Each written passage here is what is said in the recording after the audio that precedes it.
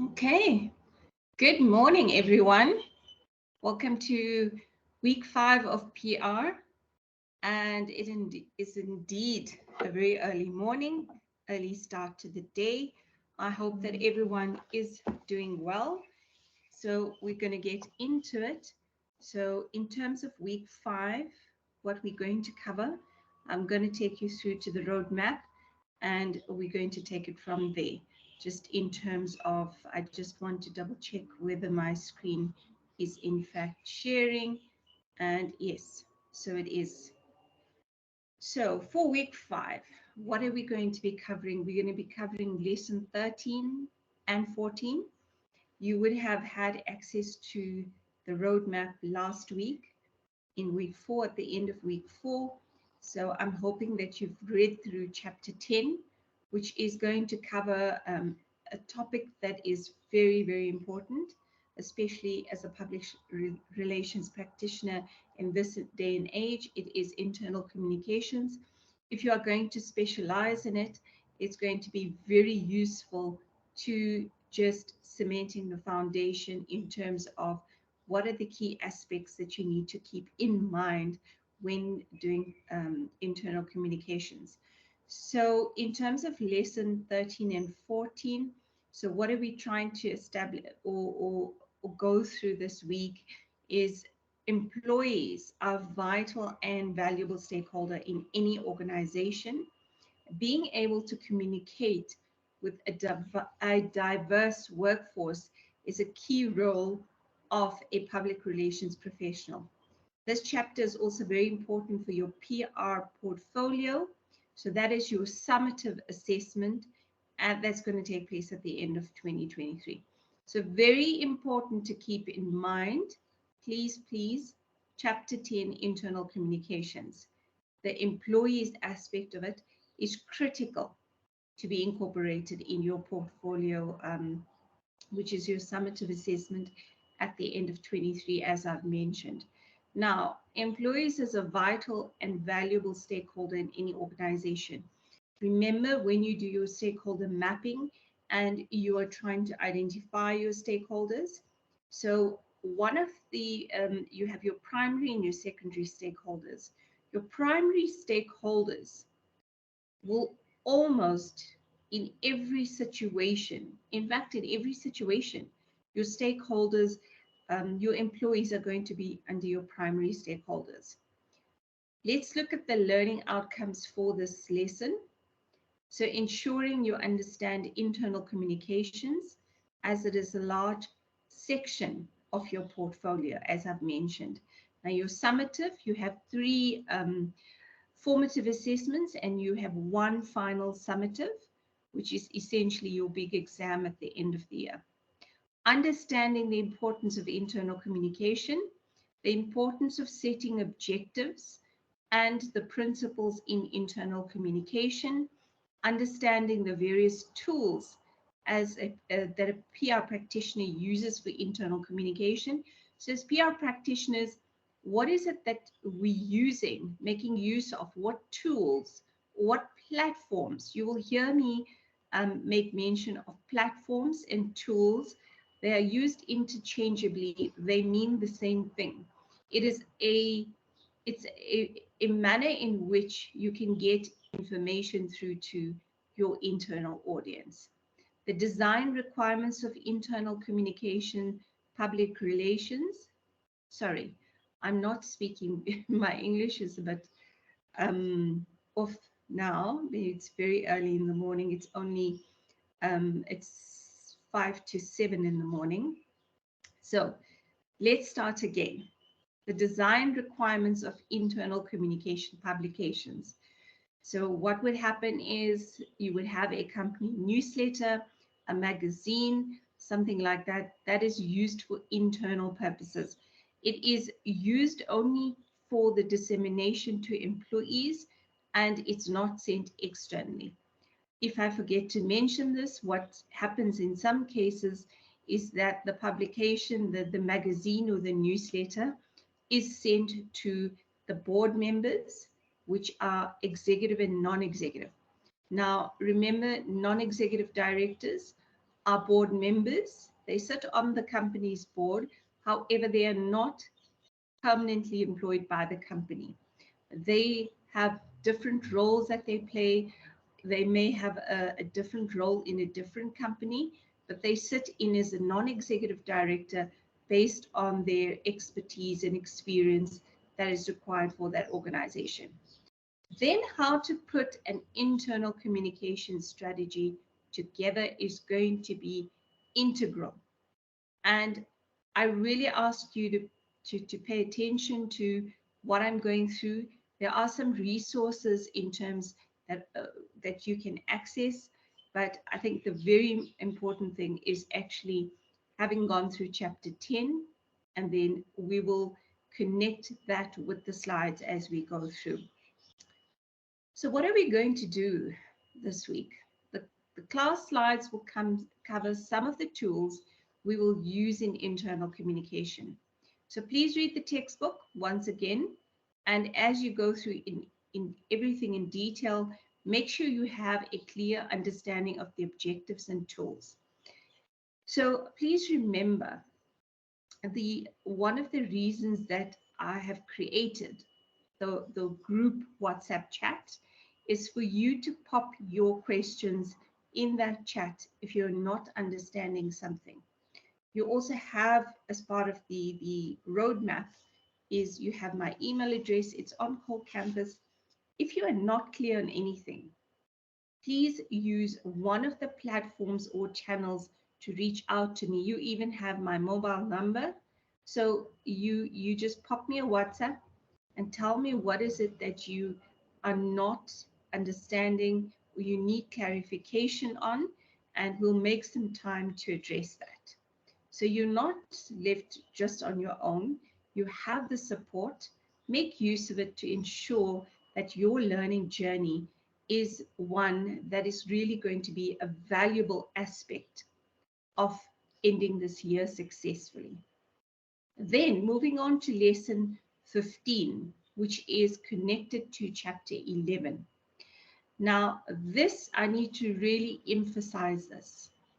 This is going to be one of the most important aspects, amongst others, that you're going to be doing in your second year and in your third year as well. It is going to build the foundation and understanding. So the PRISA 7-step plan is tied to chapter 11. Now, PRISA is an acronym. It is the Public Relations Institute of South Africa. It's a body, right, that is accredited. It helps with accreditation in public relations, and it's one of the associations in South Africa that's affiliated to the industry. You will see, if you go through to their website and have a look, the kinds of information that they publish, the public relations agencies that are on there. There's a whole lot of information. So I would encourage you, please go through to the website and have a look. You can become a member of PRISA, which also will help you as part of your career, because PRISA is continuous learning in terms of workshops. There are times where they have some really good subject matter experts, and they will come and have a talk or host a workshop. So these are little things that you can attend if you can. It's really good to attend, and you can gain a lot of information from them. In terms of the induction, as a PR practitioner, it is very important that you are able to plan, execute, and critique a public relations program. So planning is doing your research. Remember, when we talk about planning, it talks about research as well. And to be able to, once you have a strategy and you have an implementation plan, is to execute that implementation plan. Thirdly, is to be able to critique a public relations program, not only the ones that you are going to do, it's also the other ones that have been done. So if you look at adverts, if you look at campaigns, You look at Dove. Dove's a good example that comes to mind. Unilever, Coca-Cola. There are just so many companies out there who have done public relations programs, and you can go and do some research on that outside of class. Learning outcomes for lesson 15 is being able to discuss 4 important reasons for planning, right? Why do we do planning? So just for the sake of it, a tick box exercise, it's beyond that. It is key and integral to the success of your overall plan. Being able to identify the 7 steps, different steps in a public relations program, and that is according to the PRISA framework. So the 7-step PR plan that we mentioned above, or I mentioned above, that is the framework that I'm talking about. Being able to relate this process to an actual program. So it's all well and good having the 7-step program and knowing what to do at each step. However, what is going to be key and very important for you is taking the theory and applying it to a case study, or actually coming up with a campaign, which you will be doing as well. So it's not just good enough that you memorize the theory in terms of the steps. Very, very important is to understand that how do you apply this to a real life situation when you are doing a campaign or an event, or whatever it is that you are trying to do. Being able to place the public relations program in the context of strategic planning. Now remember, moving on from this year, you are now, I would say you are at this point, starting to think more strategically on a public relations level. Because when you get to 3rd year, that is when it's the entire year is on strategic communication. So this is building up everything that you've done in year 1, and now that you're doing in year 2 is going to be a build up, or it's going to be the foundation of the next steps. In terms of reading, it's chapter 11 of the textbook. Now, if you want to do proper research, remember I've mentioned this before, you use credible resources. Now, Wikipedia, a lot of people think they can use it as a resource. You can only use it as a resource when you go into a specific article, and if you look at the source in terms of the reference, where did this article come from, or where did it originate from? And if that source is credible, it can, in that instant, be used. However, make sure that your sources are credible enough.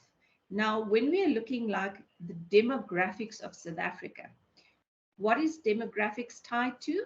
It's tied to stakeholder mapping. So when you want to understand your stakeholders, for example, the population in Gauteng, you want to have a better understanding. What is the unemployment rate in Gauteng, right? What are the age groups in terms of the people working, who are actually working? It gives you a lot of detail. So that Statistics South Africa is a very credible source, and it has up-to-date information. Then there's another link in terms of how to create a PR program. It's by Meltwater, and also Best PR Campaigns by Meltwater. Meltwater is a media monitoring company. So Meltwater basically, they assist organizations in terms of media monitoring. So whether it be social media or online media, print media, broadcast, every kind of media, they are able to track whatever is being published in the public domain in terms of an organization. So that is basically our roadmap for the week. So let me stop sharing and move to the next screen that I need to get to.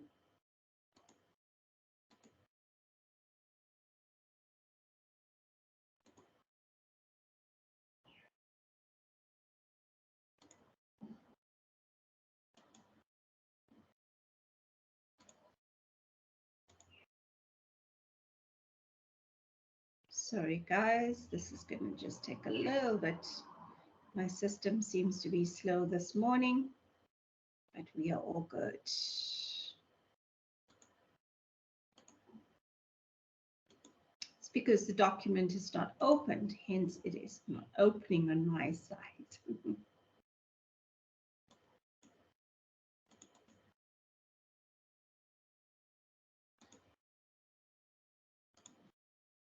Let's try this once again. Share. And there we go. The screen should be sharing. So, like every single lesson when I kick off, I ask you what's happening in the news today. So today's session is being recorded, so you will have it available. So today is Monday, and what is happening in the world today? There's quite a bit happening in the news. So if you haven't, go and have a look. It's the proposed EFF shutdown that's going to be taking place today. And that's why a lot of you are not on campus as well. It's also just from a decision that has been taken for the health and safety of the students. So let's move along. So you need to go and have a look. And there's a new platform. It's called Snap. I'll get the name. It's a new payment system that has been introduced by a few banks that it has been that they're going to roll it out to additional banks. So very important to read about that. It's a digital form of technology that people will be using to do payments. So what are we going to be looking at? We're going to be looking at lesson 13 and 14 and chapter 10 of the textbook. Now, this is an extremely important chapter.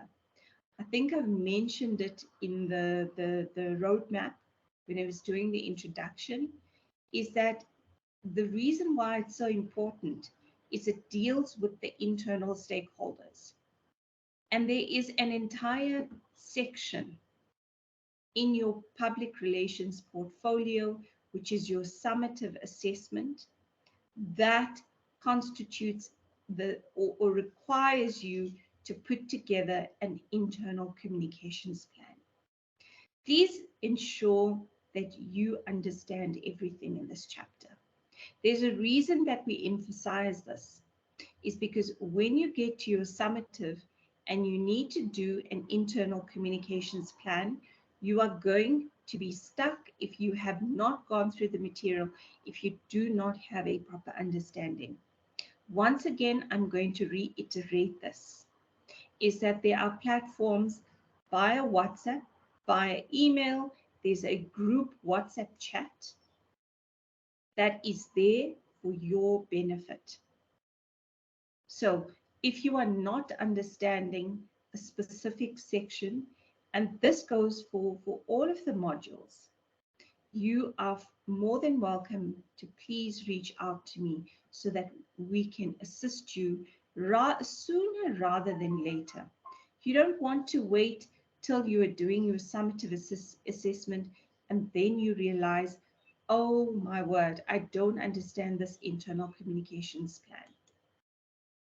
Now, internal communication, as we say, it's tied to chapter 10 of the textbook, of your handbook, textbook.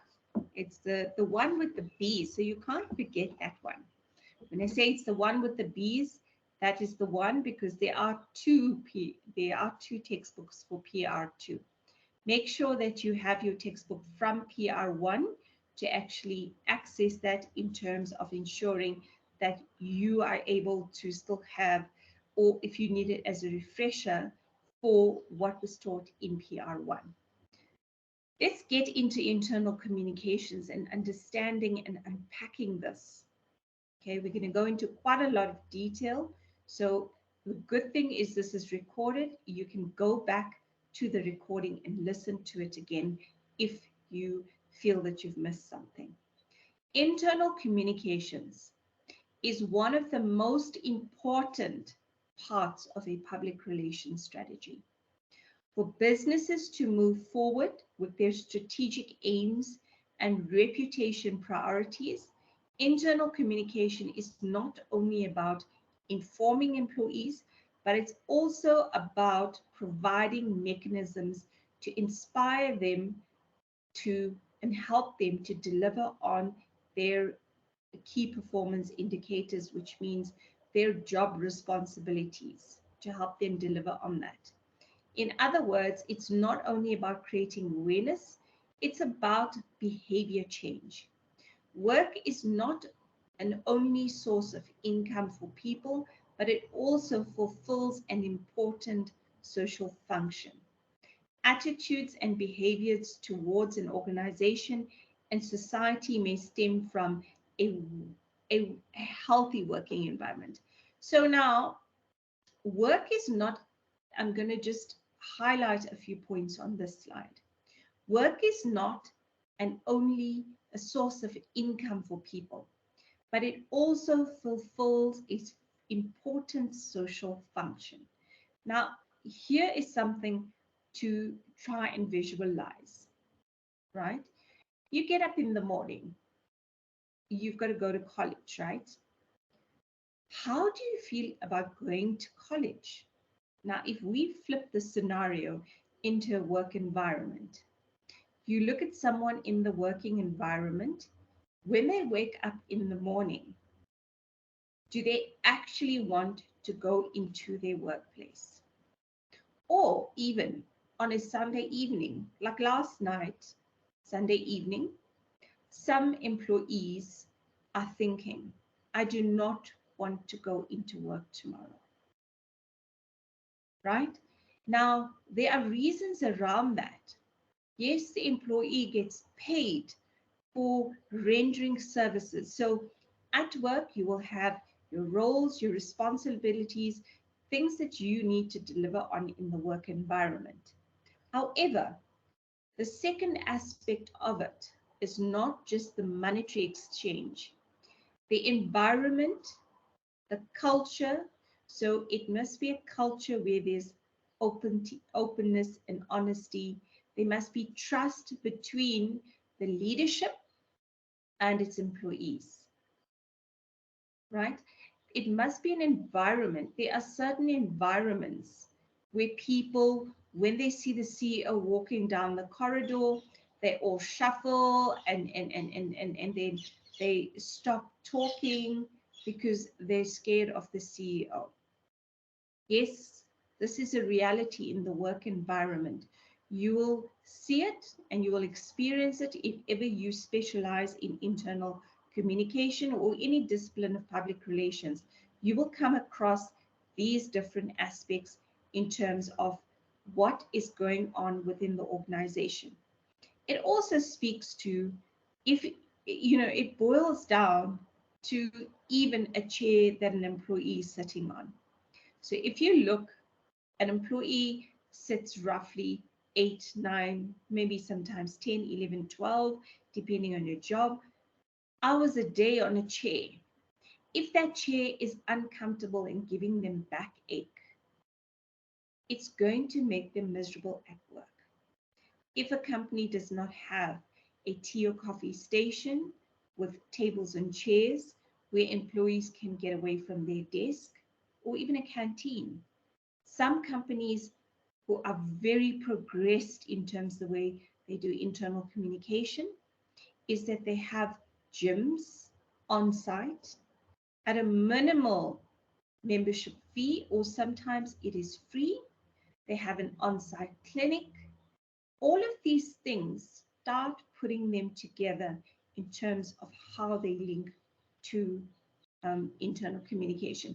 So when we say, for example, on the second point, for businesses to move forward with their strategic aims and reputation priorities, internal communications is not only about informing employees, but also about providing mechanisms to inspire and help them to deliver.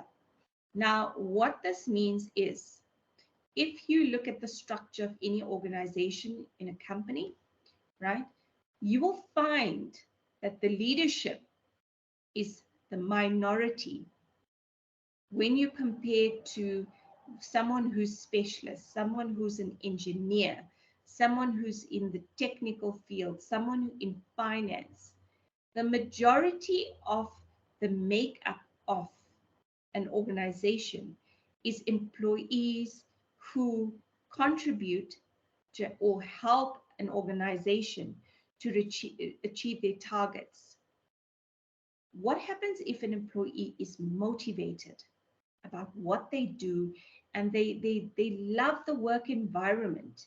It's engaging, it's really, and their line manager is really great at helping communicate with them, engage with them. What happens to the productivity of the company? That shoots up to, I can't even explain to you what level. Because if you are enjoying what you're doing at work and the company is invested in your happiness or making the environment conducive in order for you to work in it, then it has a domino effect. It affects the organization's productivity, it helps them achieve their targets, and it's everyone, it's like a rowboat. If you're sitting in a boat and you have a team that are all rowing, they're using the oar, which is that long stick that you use to navigate through the river. If everyone is in sync at the same time rowing in this boat and in the same direction, what happens is this boat will move ahead in the right direction. What would happen if you have 2 or 3 people, instead of rowing forward with the oar, they are rowing backwards? And some people are using the oar and they are rowing forward. This boat is going to be either going in circles, going to be at a standstill, even capsize for that matter. So I want you to think of that in terms of people working together for a common goal or aim in the organization. Management cannot afford to ignore the aspirations, aptitudes, and preferences expressed by its employees. Now, as an employee, right, you're in an organization, you are earning an income, that's all well and good. However, if I am in accounts payable and I want to become a chartered accountant, the line manager of your line manager needs to know that you aspire to be a chartered accountant.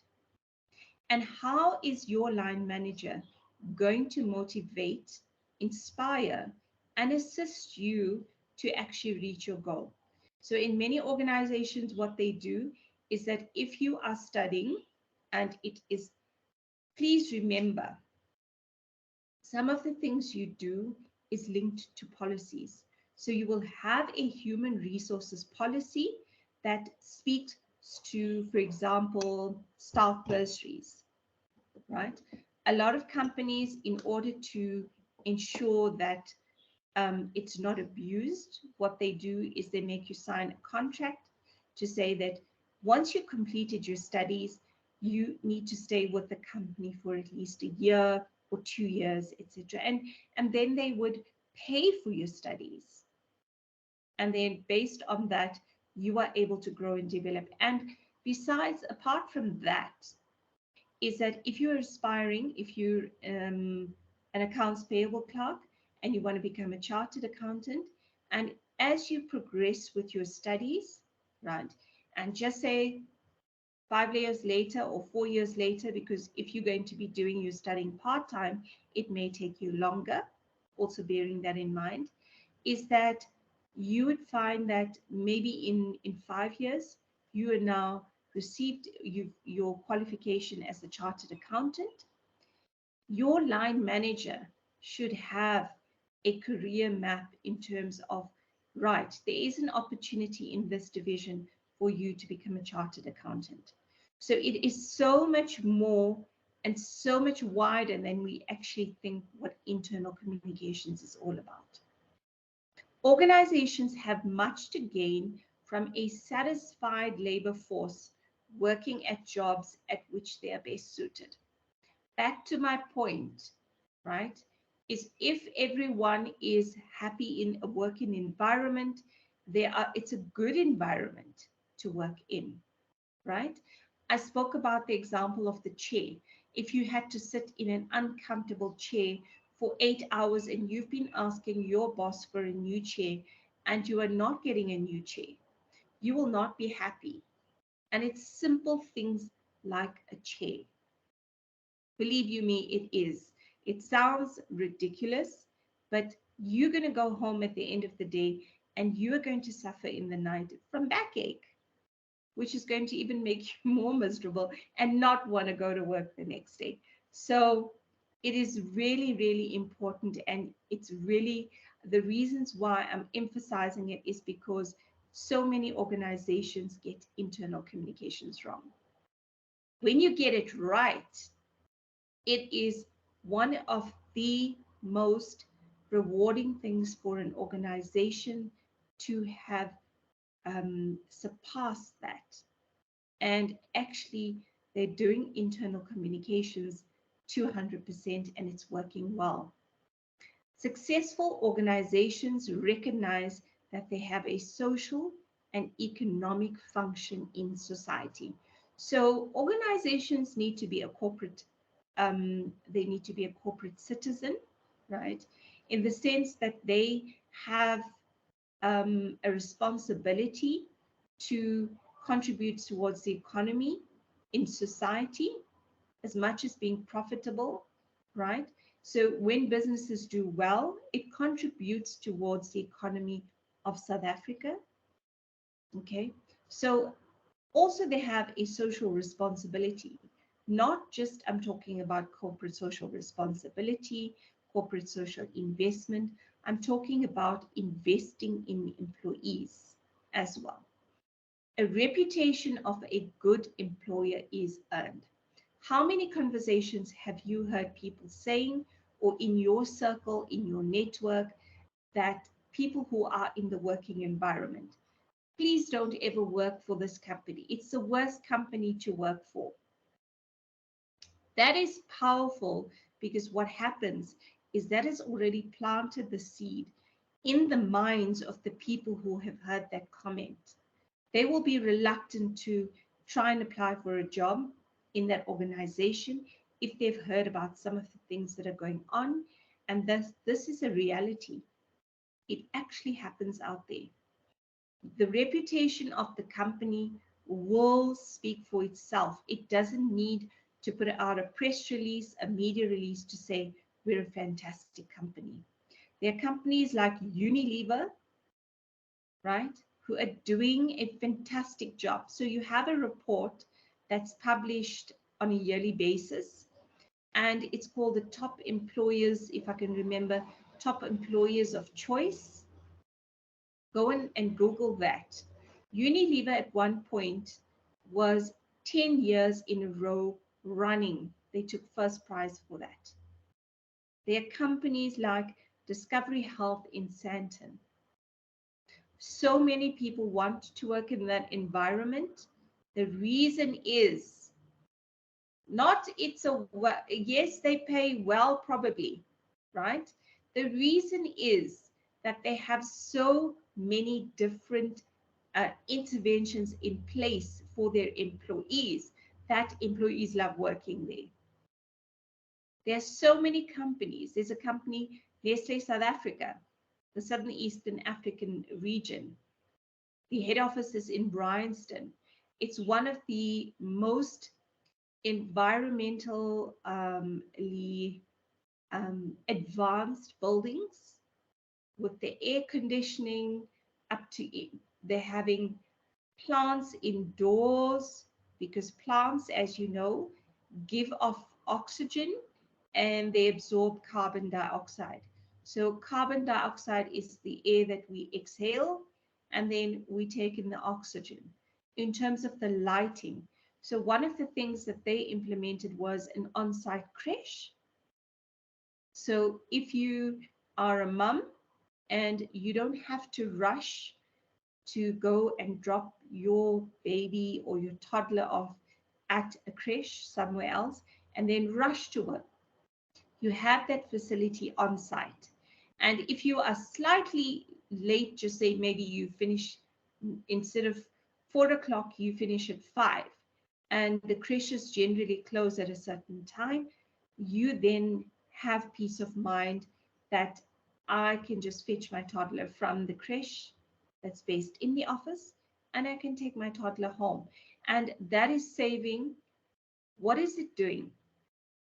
It is stressful in the morning when you're getting kids ready and you want to get them to school, and then you sit in traffic and then you've got to rush to work, right?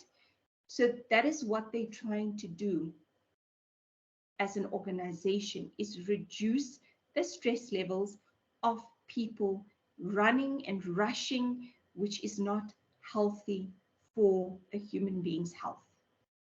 Even on-site gyms, when you need to go to the gym, you need to go very early, you need to go, you do your workout, and then you got to get home, or you shower at the gym, whatever your preference is, you get dressed and you're rushing off to work.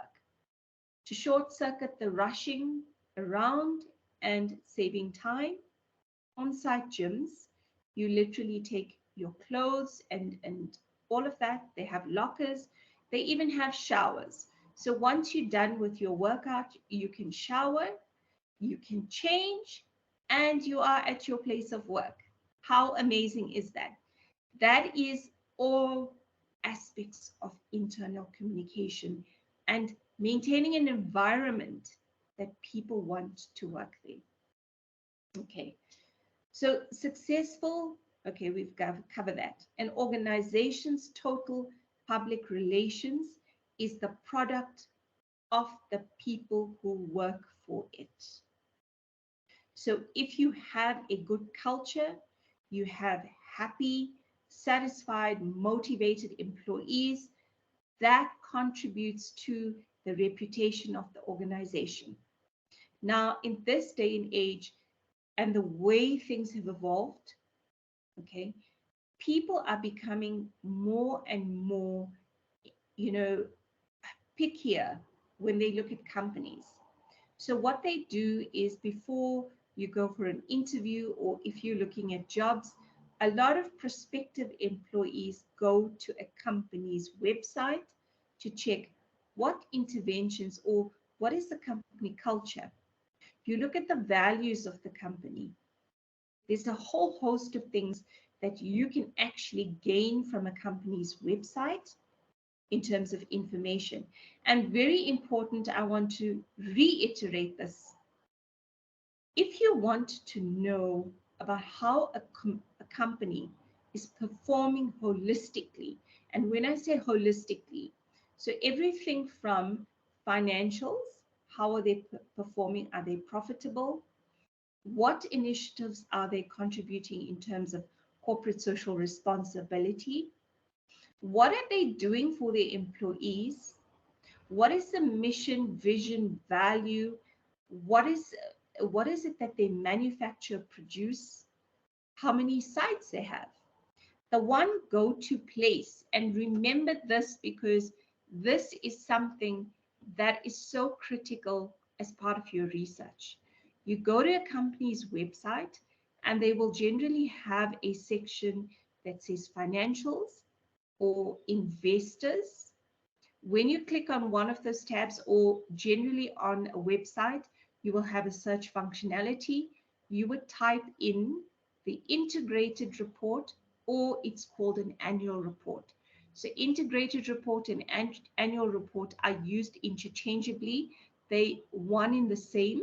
So you would access that information online. And companies have progressed, a lot of the companies, where they have an online version where you can browse through it online, or it gives you the option to download. Very, very important. We saw this aspect of the reporting on employees come through very strongly during COVID-19. So maybe in 2020, 2021, even in 2022, companies reported in terms of what interventions they applied in their place of work to keep employees healthy, safe, protected, etc., from the pandemic, from actually getting COVID-19, and what did they try and do. So some of the things that companies did is they provided free masks, free hand sanitizers at place of work, they had social distancing, and very importantly, when you look at an individual in the workplace, an employee, it's not just about the chair. And I use that as just an example so that maybe you can remember, or you have a very small desk that you can't really use and you need a bit more space. Things like that make the working environment more comfortable. Mental health, especially in COVID-19, played such a vital role. So employees were told, and I'm sure you may have experienced this, not sure if you have, a lot of the academic institutions, higher learning institutions, did online lectures, and students did not attend on campus for the sake of health and safety of those students, right? Even the teachers as well. So what happens is we are social beings. We need to socialize. Now, when people worked remotely, meaning they worked from home, or students then continued with their learning journey from home, it created an element of isolation. People were losing their jobs. Students were not able to continue with their studies. That impacts mental health. So a lot of organizations implemented mental health initiatives that were free of charge to support their employees. Also, what's very traumatic is if you're in a working environment or if you're a student, and if one of your fellow students or colleagues passes away, it impacts you for sure. If you have a family member or someone that you know who ended up with COVID-19 and had to be hospitalized and were in ICU, it all impacts on mental health.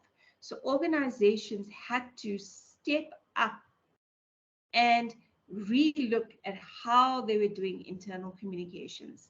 So they do it from a holistic perspective. That is how it's supposed to be done. Okay, so also you've got to take into consideration, and these are things, because internal communication for me, although I specialize in every discipline of media relations, internal communications is at the forefront for me because it deals with people. And therefore, I am emphasizing a lot of, I'm drawing from a lot of my experience with organizations and watching things unfold.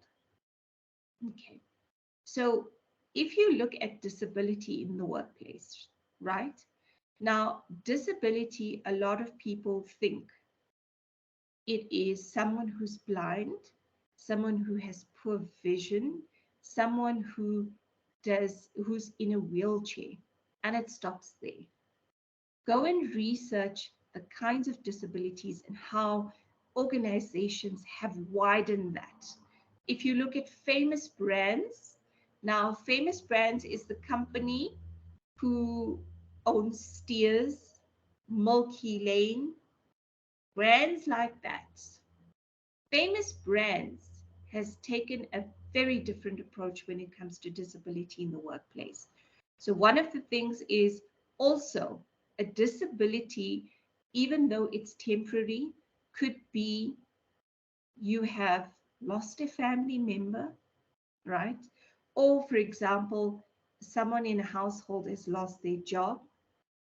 You are grappling with studies because you have maybe a disorder like AD, not disorder. You have a difficulty or a challenge around attention deficit hyperactivity disorder, or bipolar, or whatever it may be. Famous Brands has made that inclusive to ensure, because if you have ADHD in a workplace, you need to be supported to the best. The company needs to do it to the best of their ability to ensure that you made to feel inclusive and not excluded in environment. Okay, so also bear in mind, go and do some research in that, because every single thing I'm telling you ties into internal communications.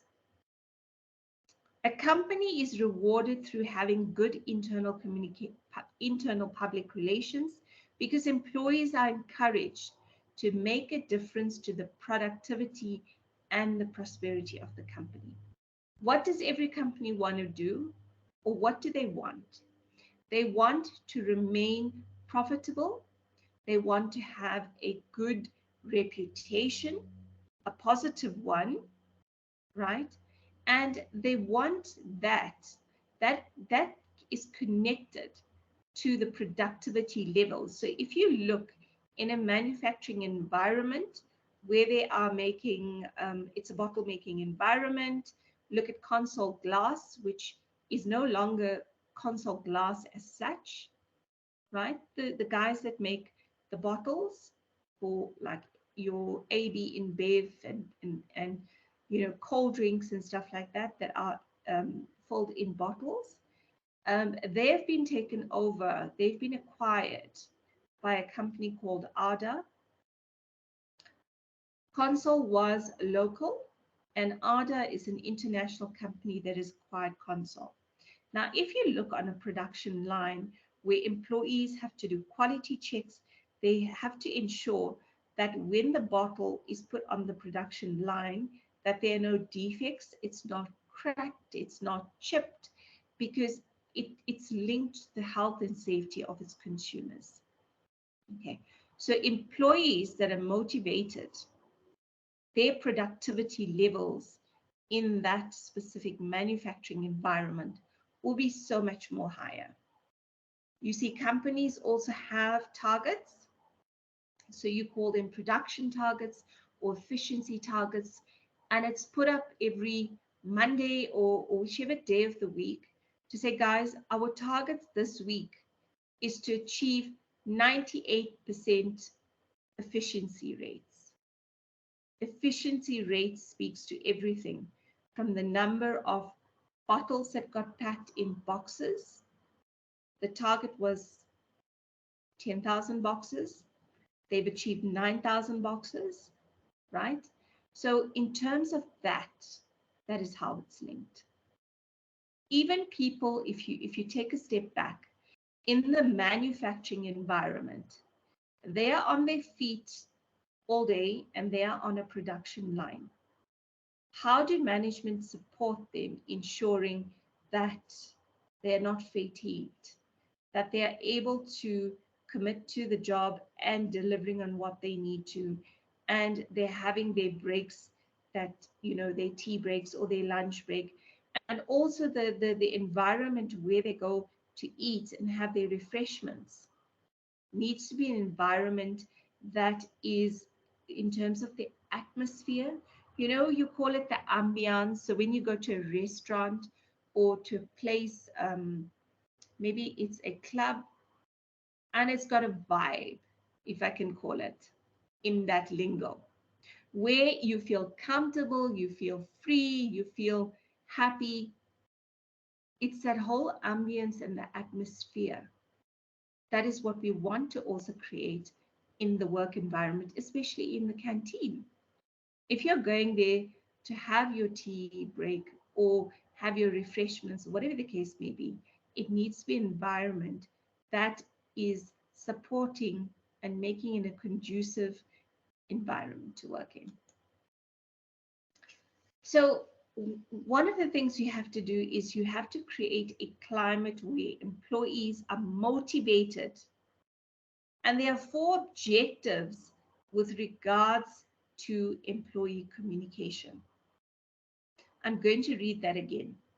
You have to create a climate where employees are motivated, and there are four objectives to achieve it. Keywords being create. You need to create it. The climate is if you feel there's a distrust in the environment. That speaks to culture and the climate, right? Where employees are motivated, that is another key words that I need to just emphasize. The four objectives that are tied to the statement, ensuring that it is realized or achieved, is to help employees understand their job and their company, to help employees realize that their personal success is inseparable from the company, to help employees realize that their job is worth doing because the company's products are essential to society. In Africa, to help employees see the bigger picture, the company has to make a contribution to key challenges such as poverty eradication. Let's unpack this. Four objectives. Help employees understand their job and their company. Many organizations that you go to, and if you have to walk around and you stop and ask an employee, two questions. What is the mission? Now, not every company has a mission and a vision. Some may have just a mission and some may have a vision. That is, it's not compulsory to have both. Some companies have both, but the majority of companies have one. If you have to stop and ask an employee, what is the mission or vision of company?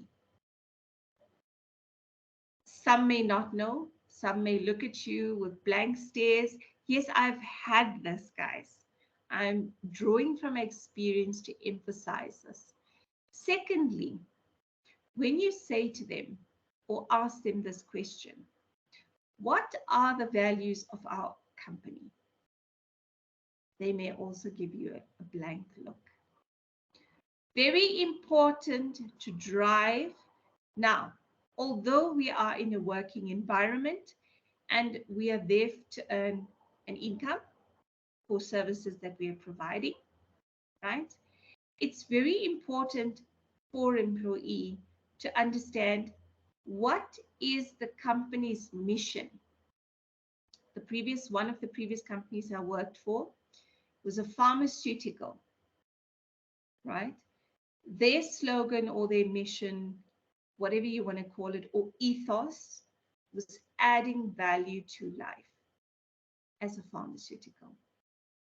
In terms of their values, transparency and honesty, empowerment of people, etc., etc.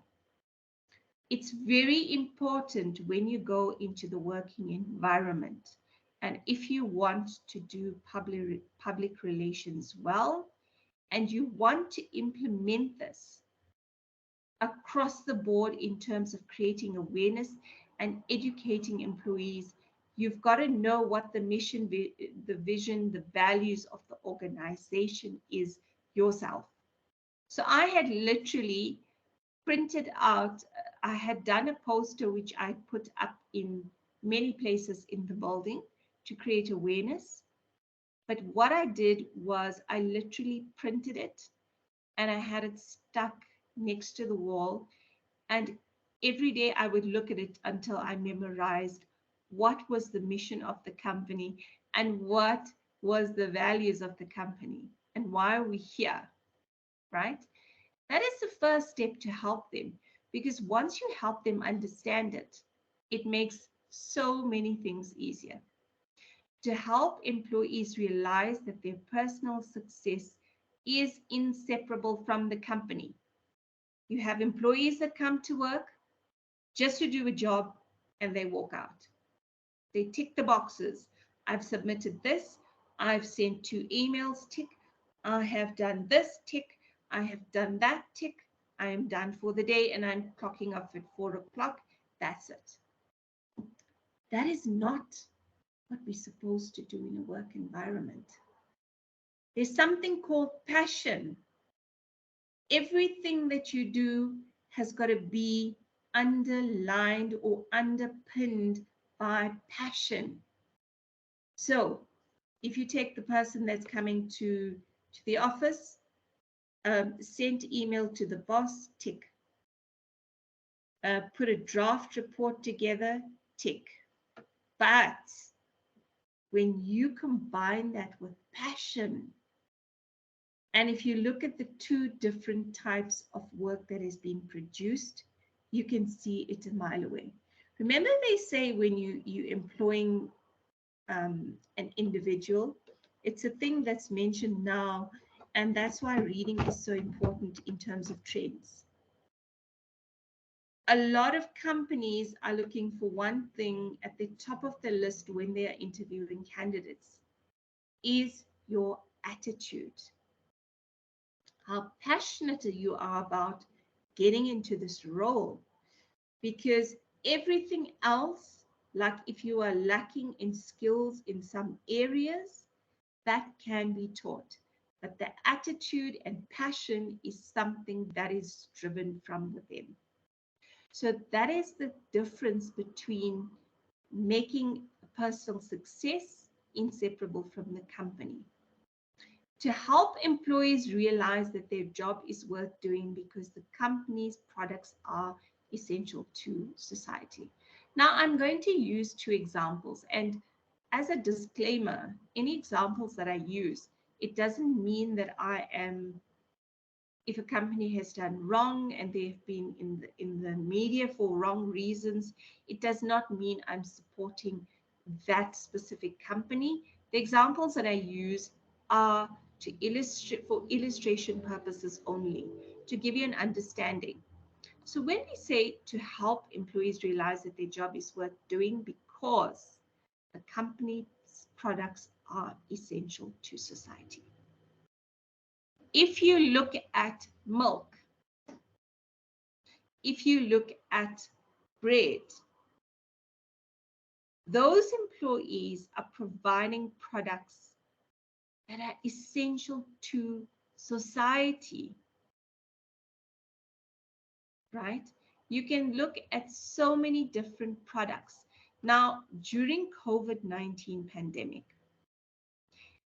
every employee that worked in a pharmaceutical and healthcare space, their job worth was escalated. And I'm not sure if the connection was made with a lot of organizations to emphasize to these employees that what you are doing is critical to society, because there are some pharmaceutical companies. There's Aspen, who's #1 in the country, Adcock Ingram, AstraZeneca, Pfizer, and so forth and so forth. If you look at the production or manufacture of the vaccine, Aspen was one of the companies that have a facility, a manufacturing facility in Kobega, that's in Port Elizabeth. That was then repurposed. When we say repurposed, if a factory has got a laptop and 2 machines next to it, they basically had to look at, when we are manufacturing a vaccine, what do we need? X, Y, and Z. That is called repurposing, so that you are able to then manufacture life-saving medication. In a hospital, the healthcare workers, the doctors, how crucial were they during the COVID-19 pandemic? And this is why I say, even if it was post-COVID-19, is that any organization, during and after, would have promoted internal communication in terms of emphasizing to these employees. We could not have done this without you. How many? Yes, sadly, many people died, thousands, if you look at just South Africa alone. However, on the flip side, always look at the glass half full, not half empty. On the flip side, how many people's lives were saved because a nurse, a doctor, a specialist came in and they did what they needed to do to save your life? I'm a living example. I was unfortunate to have contracted, and it was one of the most, we had the different variants of COVID-19. One of the most dangerous variants that had emerged was the Delta virus. I contracted that in 2021 during the winter season, and I ended up with COVID-19 pneumonia, which I almost died of. If it was not for the tireless effort of my GP in consultation with the hospital, I would have not lived. The speed at which they did their job, the passion at which they did their job, and they say, you are not going to die, not on my watch. So that is making people feel, even if you look at the people who are manufacturing, let's take Coca-Cola, right? Everyone who is even producing the bottles, is critical. When the Coca-Cola product actually goes into the bottle, and even the person that's responsible to make sure that the caps are securely put on. Because imagine if you walk into a store, you go to the fridge, and you just grab a Coca-Cola off the shelf, and the lid was not secure, and it pours all over you or on the floor, or the bottle falls and breaks. Every single person in a working environment is valuable. And that is your job in order to get that done. And it can be done. For Nestlé South Africa, I spent almost 10 years of my life with the organization.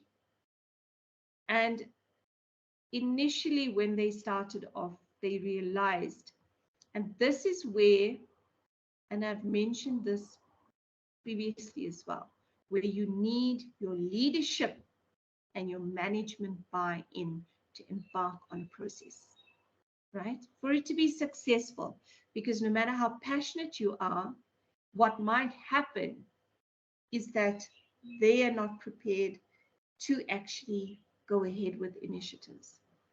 They started off with, when we did the work in terms of the research, and that is why research is so important, the satisfaction index for the organization in terms of the entire culture, people's happiness, their motivation, sat only at, it was under 40%. And based on the research, and this is tying into your PR plan, based on the research and what statistics came through in terms of what were the challenges within the organization, 8 months later, when we did what we call a dipstick survey. So a dipstick survey is a mini version of what is like the full on like organizational climate survey that you do. It's to test if this is working or not. 8 months later, it had gone up to close to 80%. And you could feel when you walked into the company, the culture shift, the change, the environment. And it is so, and that is why I say, if you really want to do public relations, you've got to have that fire and the passion to do it. That is what I have. So that is, for me, one of the areas that I love working with companies, is because when you see that change in employees in terms of their motivation, their happiness, the vibe, and I call it a vibe because a vibe is something that you can pick up, right? If you walk into a party, and people are just quiet and standing around and not talking, you get the vibe. But if you walk into a party and everyone is having fun and they are laughing and there's music, it's a different vibe, right? So in Africa, to help employees see the bigger picture, the company has to make a contribution to key challenges such as poverty eradication. Now, taking a step back and looking at the bigger picture. Always say bigger picture because we cannot compartmentalize or see things with a tunnel vision. Tunnel vision is where you can see limited. You don't see beyond. South Africa, if you don't know, we have what we call the National Development Plan 2030. It is a framework that government has put together to say that by 2030, we want to have achieved these targets. So there's a lot that you don't see in the forefront. I mean, there's a lot that you see in the forefront. You see the fighting, you see the corruption, but remember, glass half full, not half empty. Part of the National Development Plan, when it was implemented, right, you go up and read on the National Development Plan because it's important to see the bigger picture. Government has mentioned that it is no longer just their responsibility to solve the problems in our country. Personally, and this is my personal opinion, I fully agree. There are companies in our country that are making millions, billions, right? And they have the resources and capabilities. Now, resources and capabilities are things, they are strengths for the company. And if you use those strengths, and also resources in terms of financial resources, to go out and do corporate social responsibility, corporate social investment. If you look at South Africa, we have hundreds of companies, thousands even. If there are certain companies, say 10 companies, that look at Gauteng and identify the communities that are in need, do you think we'll be making shifts in terms of where we are as a society? I fully believe it. And it's linked to nation building. So as much as a company, right, is doing corporate social responsibility, previously it was done on a certain level. You had a corporate social responsibility or investment manager, corporate social investment manager, who managed corporate social responsibility. And it was executed, and they reported on it. The charity or the organization that was being assisted reported to the CSI manager, provided reports to show the progress of that. What companies are now doing is they feel, why not get our employees included in such initiatives? So if you look at 16 days of activism of no violence against women and children, right? There are many companies that will organize buses, right?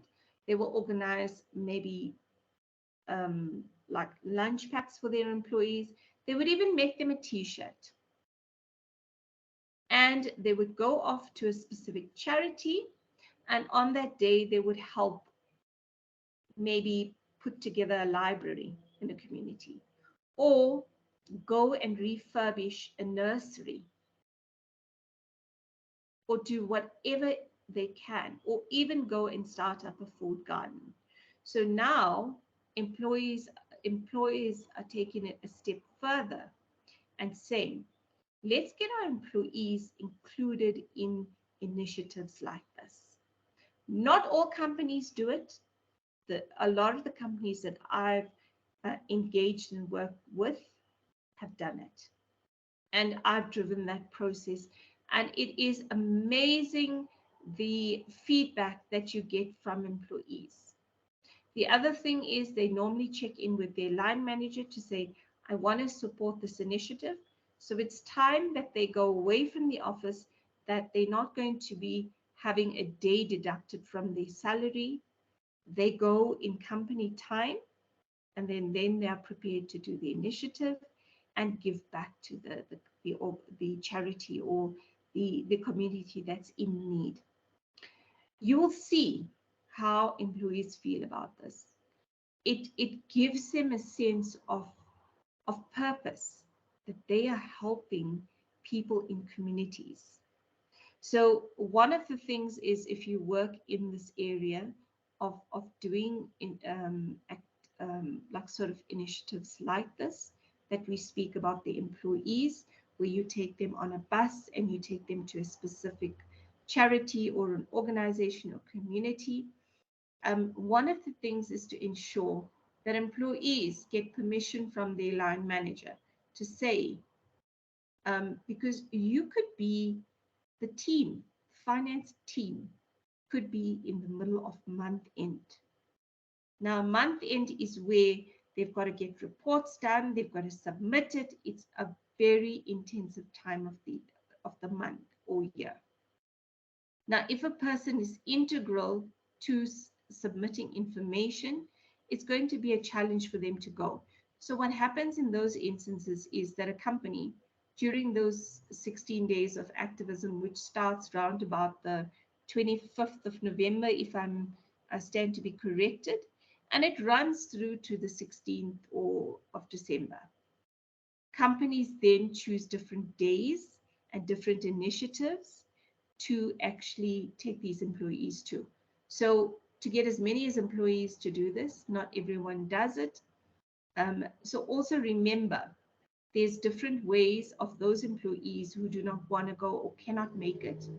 You would create collection boxes. You would communicate to employees that we are going to visit this charity, and there is a donation box that they can put in non-perishables, meaning things that, like your canned items or things that are not going to be, like your fresh veggies, is going to get spoiled if you put it in there. There's another way. So you've got to think of inclusivity, right?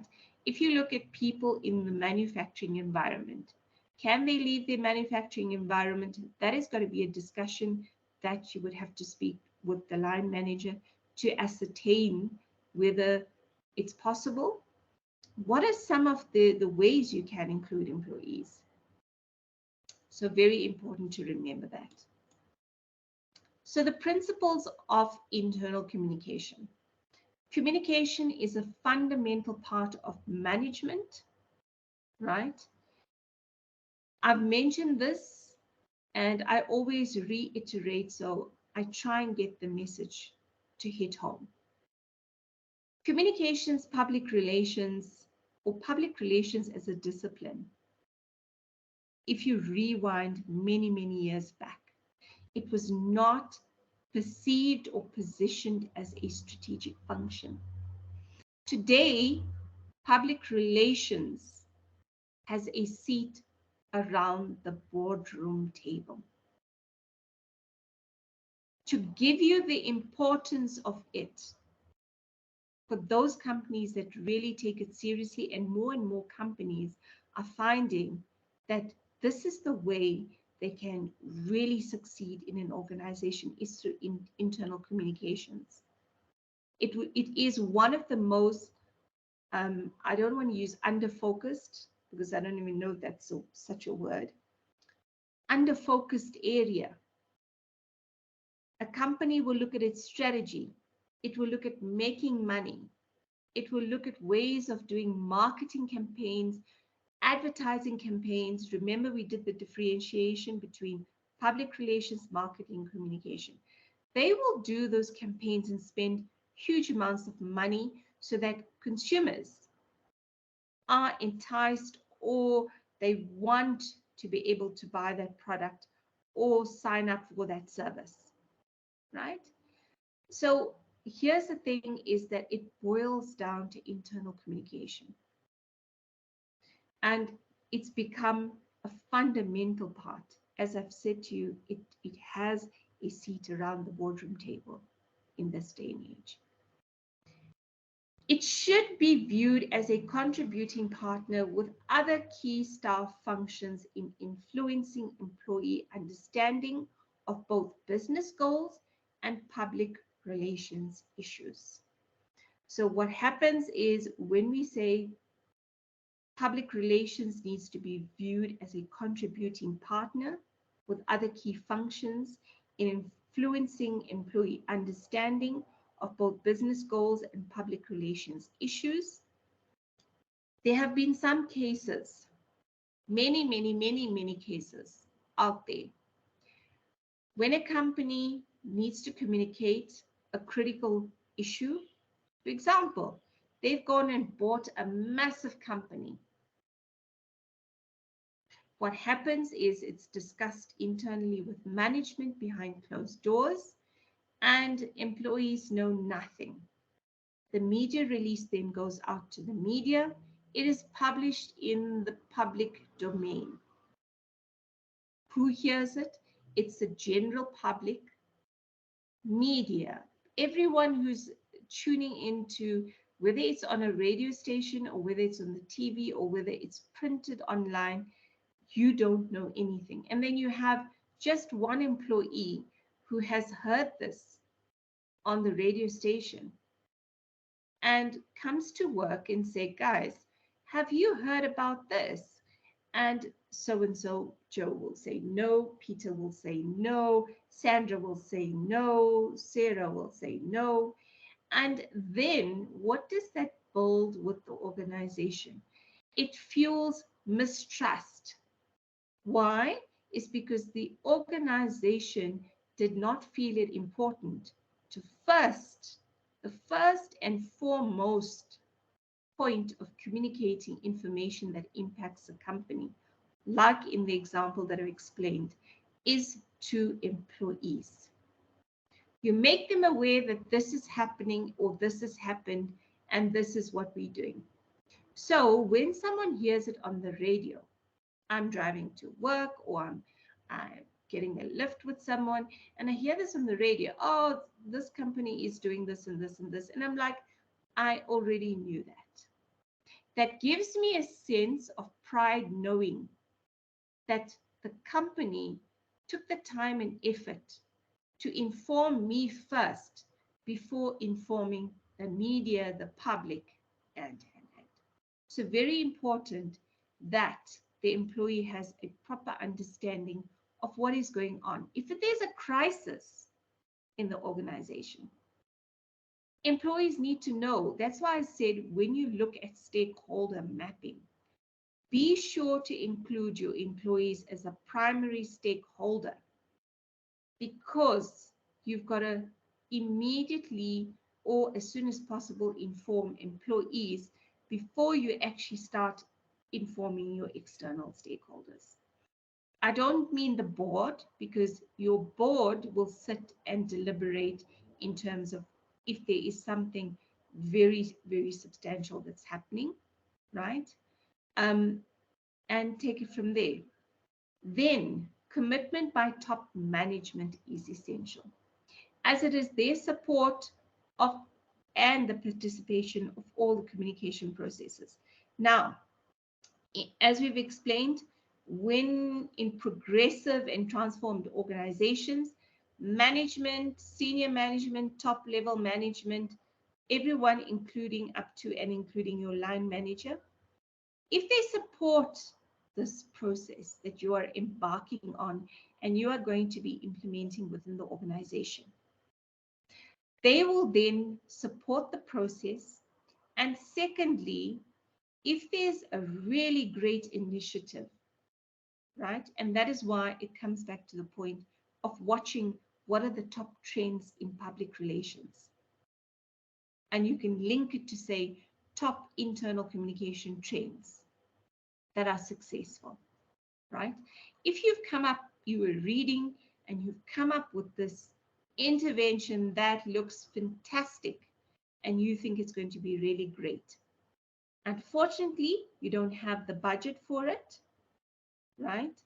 Even though you put in your budget, you put in a contingency amount, that contingency amount is not going to support that initiative that you want to implement. Then when you present this motivation to top management in terms of the reasons why you want to implement it, what the benefits are to implementing it, and when they make sense of it and they fully support it, then they are going to give you the budget to actually do it. So the process of getting that buy-in and support is unbelievable. Don't underestimate it. Not every organization is as progressive, but you can try. You can try it you can do quick wins, little things that will make, you can even run a competition, right? So one of the things, going back to like the initiatives, like getting employees to understand the mission, vision, values, you've got to motivate them, right? To understand it. So you run a competition asking them to explain what the mission of the organization means in their own words, what the values of the organization means in their own words. Now remember, values is not something that's in the cloud and management need to adhere to it. Every single employee in that organization need to be aligned with the values. So whether you run in a competition and say, these are our 6 values, explain one of the values or 2 of the values or 3 of the values, and how do you implement it in your working life. So the thing about honesty and transparency in terms of a value, right? Just using it as an example. You are in a predicament. You work in accounts payable and you've made a glitch and you have accidentally paid someone, a supplier, too much money. What are you going to do? If you go and tell your boss, you feel, and this is where building that culture of trust engagement comes into play, is that when you make a substantial mistake like this, you must be able to go to your boss or your line manager and say, I've done this, right? That is living out honesty and transparency. Or you could leave it and it will become a finding when, because remember, auditors also audit in terms of payments and things, and it speaks to the whole thing around governance and ethics to ensure that a company is operating on a level that they should be. So very important to do that. So every single employee should be living, walking and talking the values, but management have to do the walking and talking as well, so employees can see management are doing what they say that we stand for as an organization. I will do the same, because we're not going to follow the values if you see, for example, a manager putting a whole printer in his boot and he's driving off, right? It's a silly example, but I'm just trying to, for illustration purposes, explaining to you. So top management, right? Oh, so an overall company policy on organizational communication and definitive guidelines for managers and supervisors is essential. Now, go and read up on leadership, on management. If you get someone who is a director of a company, They may not necessarily be a leader. They may just be a manager. Because in order to qualify and call yourself a leader, there are so many different elements to leadership. They say, and I quote this, it's something that I saw on LinkedIn. You are not a leader if you have not helped to create or mold another leader who will do the same in their stead. Excuse me. So it's very essential to understand what leadership is and what management is. You can be a manager, but not a leader. You can be a leader, but you cannot be a manager. So there's a book by Robin Sharma. It's Robin, and his surname is Sharma. It's Sharma. If you have an opportunity, read that book. What it essentially says, the book is called Lead Without Title. You do not need a title in an organization to implement change and sort of get communication to internal comms to where you need it to be. It is very important to understand that there may be some things that you're doing that's creating waves and having a positive impact on an organization. That is leadership, right? So top management must be also committed to be open, honest, and have two-way communication. Now, remember one thing as you progress in your career. You're going to come across line managers, supervisors, senior management, middle management, board members, right? As you progress in your career, you'll be exposed to them. Now, the one thing about management, and if they're progressed, they're very open to being given open, honest communication. They also, it's like this example, right? I'm going to use it to try and illustrate it when I say two-way communication, and you must be open. Now, excuse me.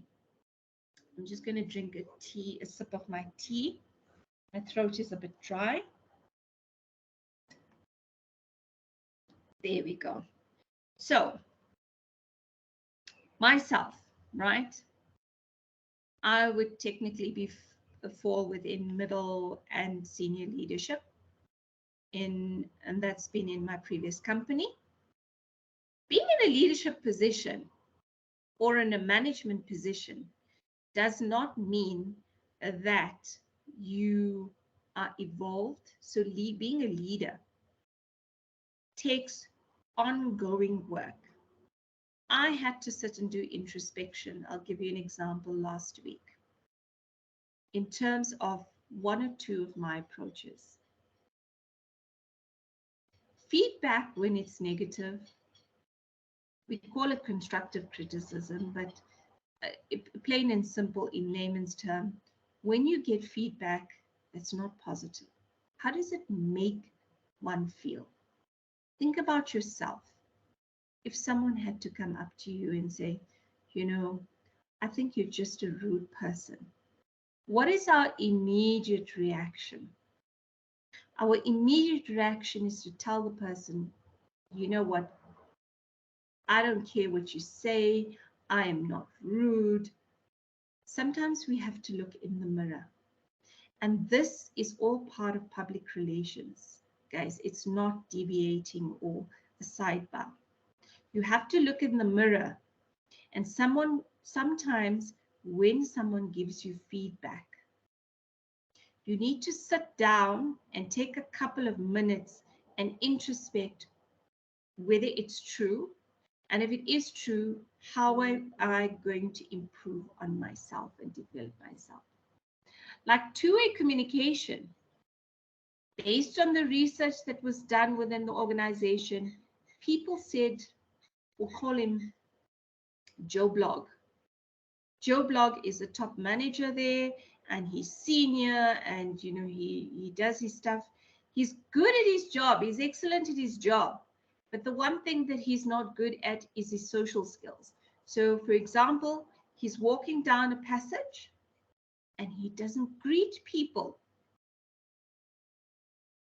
No one. He doesn't greet them. He just walks past them. Now, when you did your research in terms of culture, one of the things that came out as a common thread is Joe Blogg is rude. He thinks he's too senior, and he doesn't feel it necessary to greet an employee. Now, if you're going to Joe Blogg and you have a meeting with him and say, Joe Blogg or Mr. Blogg, whatever you want to call them, and you say, you're well aware of the organizational climate survey that we're doing. We're trying to improve the internal communications within the business. And some of the things that has come out from the research is the fact that people in general, like you can use stats, 60% of the comments that are common is that employees feel that you are rude and you are unapproachable. Now, Joe Blogg is a senior manager. He falls part of top management. How do you think that's going to go? We all have egos, guys. We all have egos. I have an ego. All of you listening in have an ego. The level of evolved or progressiveness, or as a leader, it will be determined by Joe Blogg's response. He can do one of two things and say, you know what? People are talking nonsense. I'm very approachable.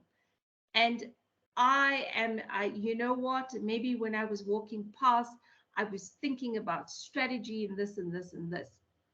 What happens is when someone gives us feedback, the very first thing that we try and do is defend ourselves, right?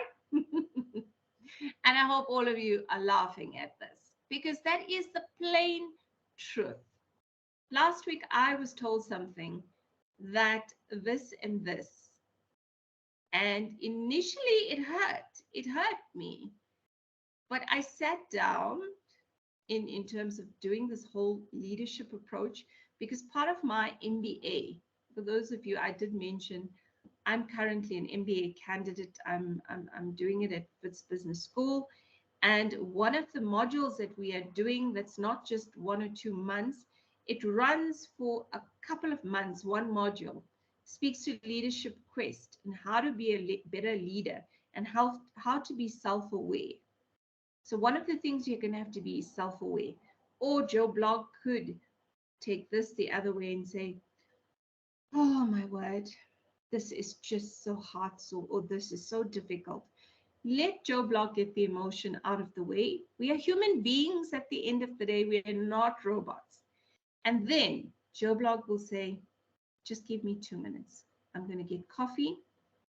And he comes back and he says, right, Kavitha, this seems to be a common thread. What do I do to fix this? Or how do I improve on this? Now, that is what we call a leader. A leader is not someone who will throw their toys out of the cot, if I can say, and say, it's not me. There's nothing wrong with me. I'm a leader. So there's a difference between a leader and a manager. As I said, you can be a leader, or you can be a manager, and you can be a leader, or you can be a leader and you can just be a manager. How many leaders micromanage people, where they want to know every single thing that they're doing? That is builds and speaks to trust, right? I know I've belabored on that point, but I thought it's very important for you to understand these threads, or I can call them pearls of wisdom. I've walked that journey for 17 years. And I've learned a lot along the way. I've made mistakes along the way. So what you're getting is first-hand insight into organizations and what actually happens and how to distinguish and establish things.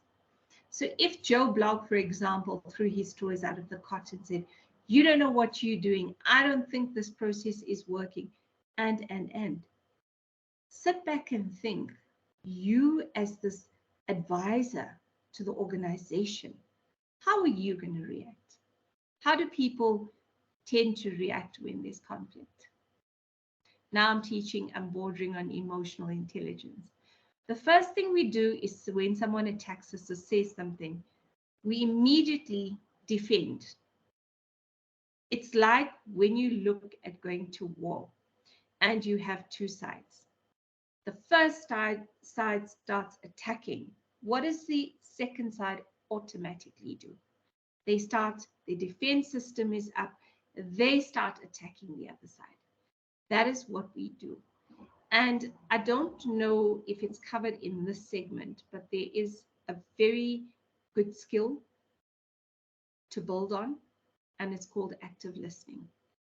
Go read up on it, and you will find how interesting it is.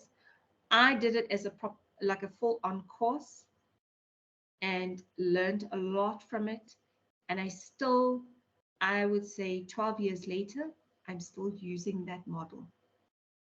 That is how impactful if you really want to evolve as a professional. Remember, as a professional, after you're done with PR3, your learning does not stop here. You have not been exposed to a working environment. So very important is two-way honest communication with top management needs to also ensue. That same open, honest, two-way communication has got to filter through an organization. You will have in organizations some, right, where we have what we call top-down communication. The managers decide what communication they want to communicate to their employees. It gets sent on an email. It gets sent out on a poster.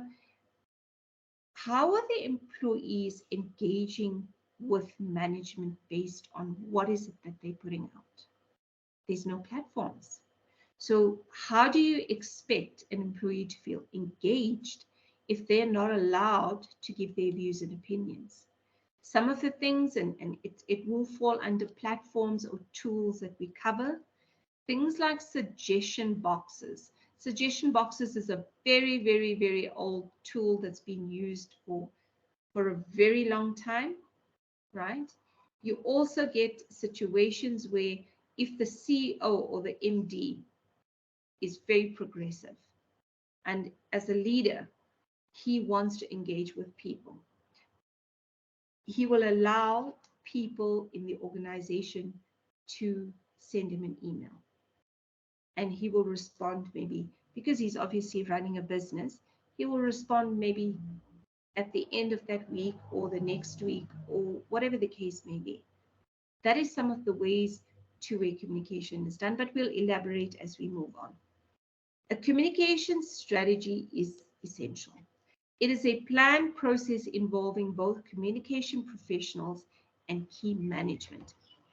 Here's something I need you to remember. You may not necessarily, and it's highly unlikely, that you will remain when you're employed with one organization for the rest of your life. You get a lot of people. I know people who have celebrated recently 30 years with the company, 20 years with the company. Some people stay because they progress, develop, and they grow within the organization, and that they feel is their home, right? But you are going to go into an organization. You may stay 2 years, you may stay a year, 3 years, however long, depending on the environment and the organization. And then you may apply and you may get accepted in another organization. Remember, public relations is not a one size fits all. What one organization is experiencing and they are going through and also in terms of the elements of culture, the levels of trust, management support and buy-in, etc., is different in every single organization across the country, across the globe. You will not come across an organization that is similar to an organization that you've been in before. So therefore, it is important to learn the fundamentals of public relations, like your PRISA 7-step plan, the purposes of planning, right? The purposes of doing your research, and then going forth and putting together a strategy. When you look at the elements of a strategy, it is pretty much the same. Or if the PRISA 7-step plan, when you're looking at it from the framework point of view, you do your situational analysis, step 1, step 2, step 3, you do your stakeholder mapping, you do messaging, you do your implementation or action plan, you do your measurement and evaluation, etc. All of those elements remain, right? However, it has got to be customized to any environment. Like any aspect of, or any aspect of public relations discipline that you're going to specialize in or focus on in your career. Every single one is the same, is that the frameworks are there. However, that is why we test in your formative assessments. It's twofold. We're not only testing you on the theory, we want to see how well you apply a case study to that theory, right? That is the reasoning why it is done, because every single organization is different. If it was a one-size-fits-all approach, then you would obviously just be doing the same thing in every single organization, the same way, the same tools, the same initiatives, the same research. You would be doing the same thing. The communication plan needs to be revised each year. Please remember that a communications plan is a living document. When I say it's a living document, often public relations practitioners put together a comms plan or communications plan. It goes in file 13 somewhere on their PC, or it goes in the drawer somewhere where they put all their stuff that they need to archive, and it is forgotten. Unfortunately, it's a living and working document, and it needs to be revised each year. Guys, here's the thing, is that people don't stay in organizations forever. They move around. They spend 2-3 years in one company and they move to the next. So your stakeholders and primary stakeholders, being your employees, are changing every single year. Messages and mediums of communication must take literacy levels, cultural, geographical, and language diversity into account.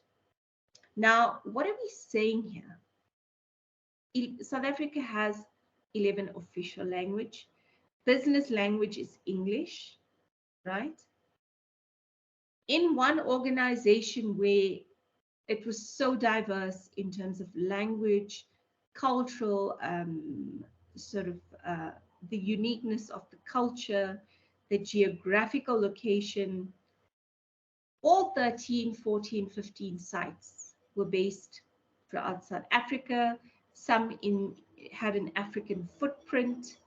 Now, in a country like Ivory Coast, where French is probably, it's like a first language, or I wouldn't say first language, it's a predominant language that's spoken in Ivory Coast. Ivory Coast, also known as Cote d'Ivoire, right? Now, if I want to communicate with someone and ensure that they have a proper understanding of the literacy levels, what I had to do was that I did research, back to research, guys, and you're going to get sick of hearing this, but I am emphasizing it so that it's ingrained in you. What I did is in every area that a facility or a site was based. I did proper research at that site to establish what were the languages, the predominant languages that were spoken. So it was English, maybe it's Zulu, maybe Sesotho, or whatever the case may be. And what I did for that specific site, each of the languages, each of the messages for all of the sites were published in English, and it had an additional 2 or 3 posters that were translated into a different language. So someone whose first language is Afrikaans, they would look at the Afrikaans poster and read that as opposed to the English one, right? Someone who speaks isiZulu. You have an English poster. Yes, they can read the English. We are not saying they are illiterate. But because isiZulu is their first language, they're going to tend to one read that. And I must tell you that exercise worked brilliantly. It was a lot of work. Imagine on a bi-weekly basis, which is every second week, having to translate a message into 7 different languages. You've got to get a good translator who does translation services for you. Then you've got to get someone, and I did this purely because this is the way I do public relations. I never take anything as a given. So although I would give it to a translator, a translation company, to get the message translated, I would find someone in the company whose first language was maybe isiZulu. And I said, right, this is the English version. This is the version that's been translated. Read the message and ensure that what is in the English version correlates and speaks directly to what is in the isiZulu version. That is when you have a passion for what you do. Clearly, you can see that when I'm presenting, internal communications is one of my most passionate areas, because the level and extent to which I apply it in organizations is phenomenal. I take it to a different level. So I should trust the translation company, but sometimes a translation company does things textbook style. Sometimes there's a word that's used that people affiliate with that's missing in that message. And there were times where I needed to change the message in a translated language because it was not 100% spot on. So very important is you have to think out of the box and think creatively. Managers are the key to success. Guys, I cannot emphasize the importance of building good stakeholder relationships with colleagues in the business. You also, as a public relations practitioner, specialist, strategist, need to put yourself out there. If you are sitting at a desk or in an office and you don't engage with key people like line managers, right, or factory managers, or whichever managers, or people that are key to the business, your finance team, you are not going to get the insight because they are busy with their day jobs. They're not going to assume that, you need this information. So stakeholder building is part of internal communication, and it's a quick one. So in many of the sites, the 15, 16 sites that I had to work with, I then established key contacts. I call them key contacts that were the eyes and ears on the ground for me. So if there was an issue in and it's not spying, guys, this is informal research where you hear that there's issues of trust coming through.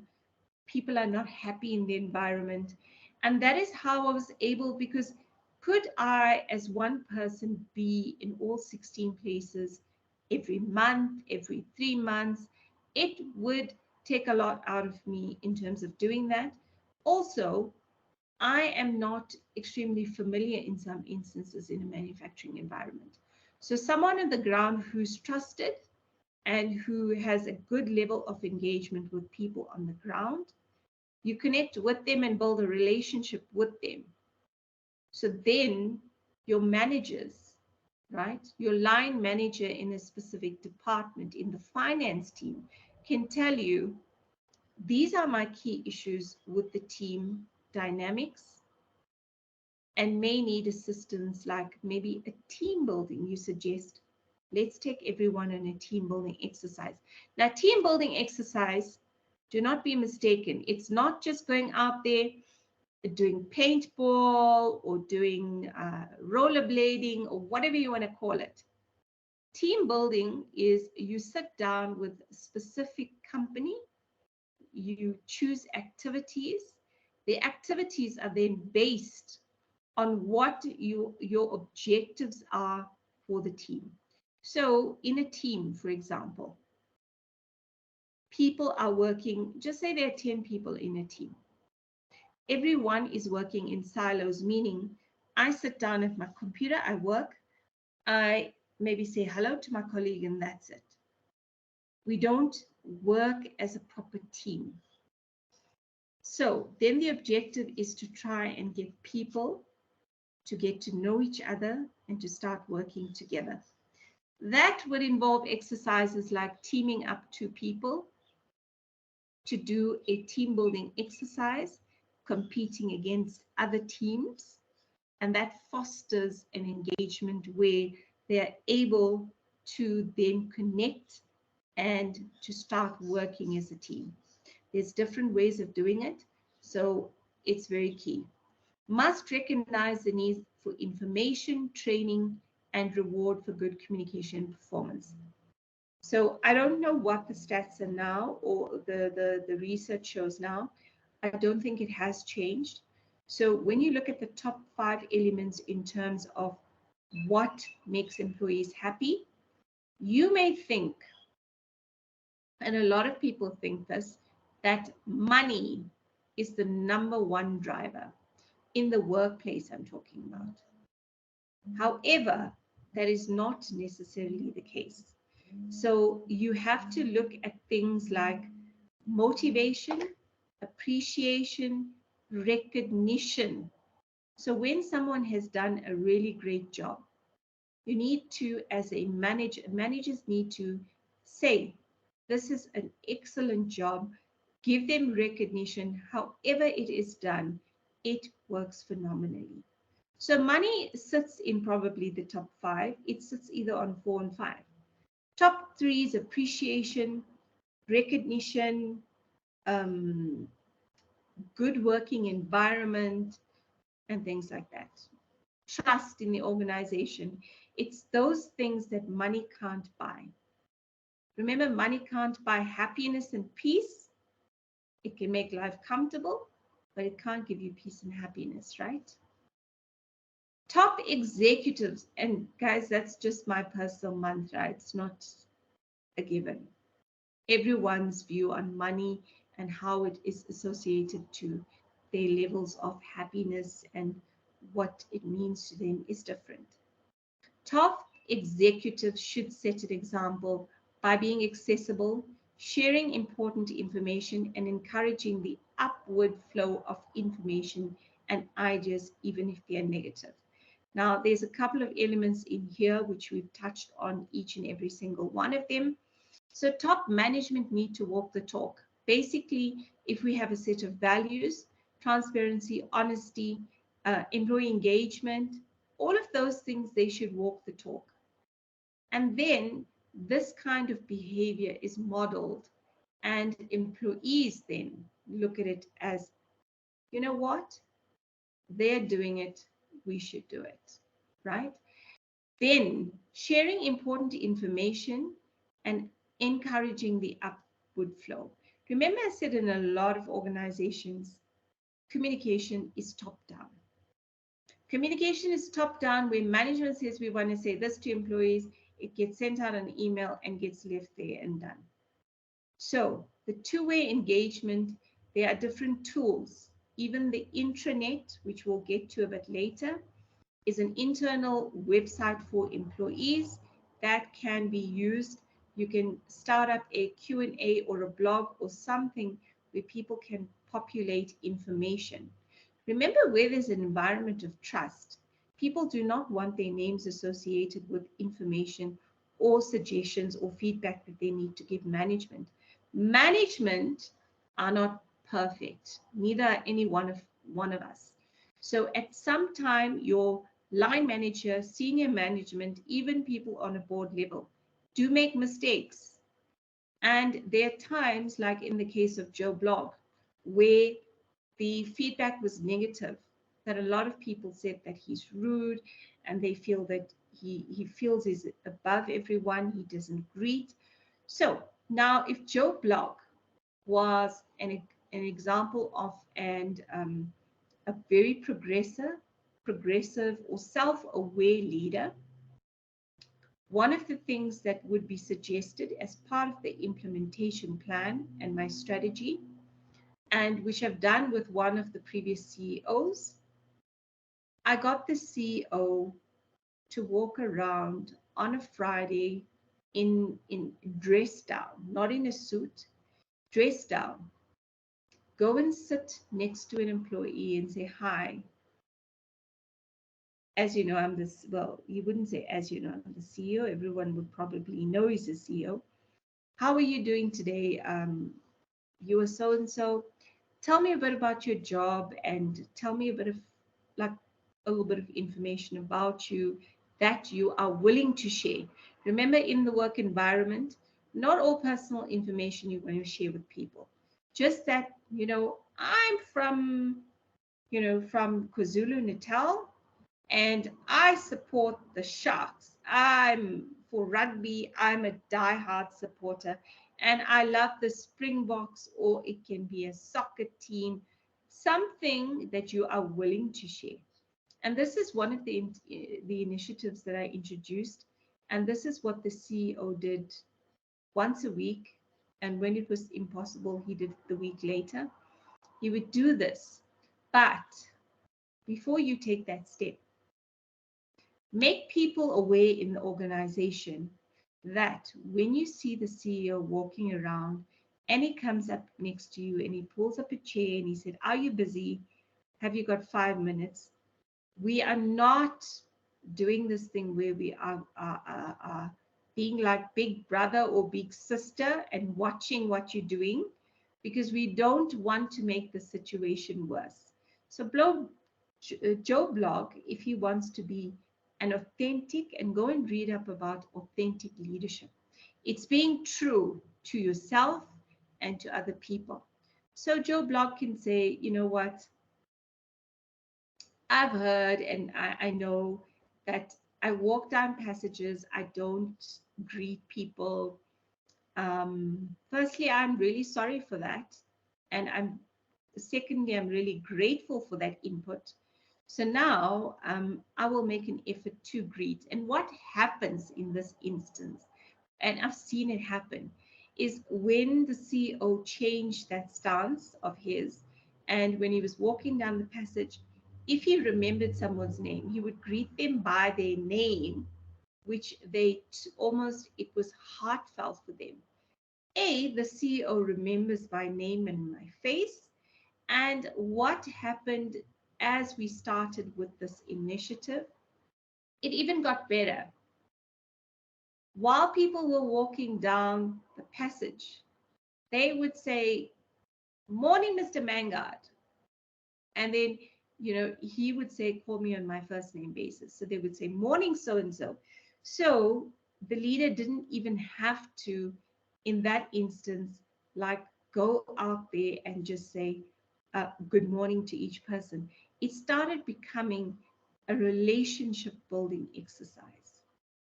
Also getting to know the CEO, and we'll talk of tools and things where you have a breakfast where you pull names out of a hat and you're invited to breakfast with the CEO. You go and sit down and you can talk about anything. what you want to talk about, as if it's just a colleague that you're talking to. So very important is to understand the need to customize a plan to an environment. Secondly, your research has got to be absolutely, it's pivotal to the success of this campaign, plan, strategy that you're rolling out for public relations. Ideas and criticism are acted upon or transmitted to the right people. So you've got to be careful in terms of hierarchy.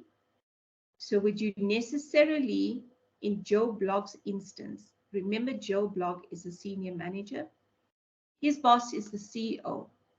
Are you going to go to the CEO and say, listen, based on this research, Joe Blogg, people perceive him as a problem or her as a problem? I don't want to sound sexist, but it's also women. I know I'm a woman, but it's not just one specific gender that there are challenges with, right? I would not approach the CEO of the organization and say, Joe Blogg reports to you, based on the research, people think he's rude, he doesn't read X, Y, and Z. What is that going to do? That's going to further add, it's going to add fuel to the fire. You then go to Joe Blogg and you have that conversation with Joe Blogg.